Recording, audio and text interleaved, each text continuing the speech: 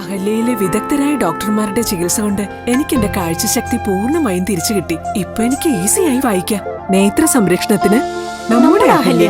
Ahalya foundation eye hospital, കേരളത്തിൽ എല്ലായിടത്തും.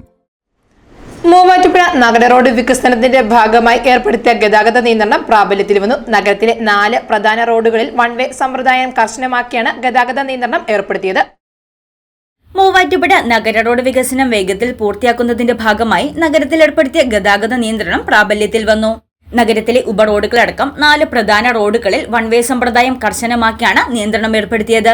വെള്ളൂർക്കുന്നം മുതൽ PO ജംഗ്ഷൻ വരെയും EC market road, Kavumpadi road, rotary റോഡുകളിലുമാണ് വൺ വേ സമ്പ്രദായം നടപ്പാക്കിയത്. വൺ വേ ജംഗ്ഷനിൽ നിന്ന് കീച്ചേരിപ്പടി ഭാഗത്തേക്ക് വാഹനങ്ങളെ അനുവദിക്കില്ല.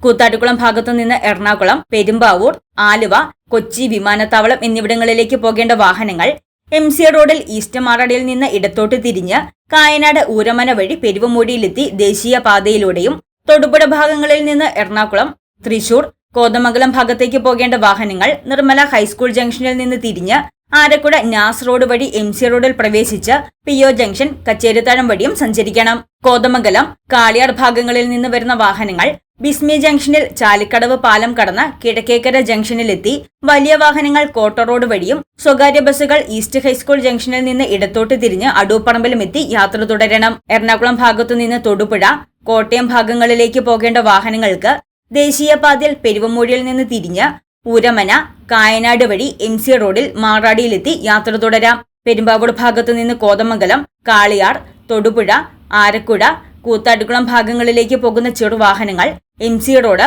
വാഴപ്പിള്ളി ലിസ്യു റോഡ് വഴി EC മാർക്കറ്റ് റോഡിലെത്തി യാത്ര തുടരണം.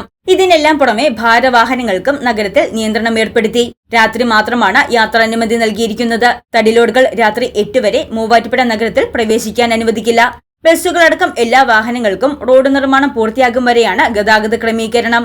3 മാസമെങ്കിലും കർശന നിയന്ത്രണം വേണ്ടിവരുമെന്നാണ് കരുതുന്നത്. News desk, Muvattupuzha news.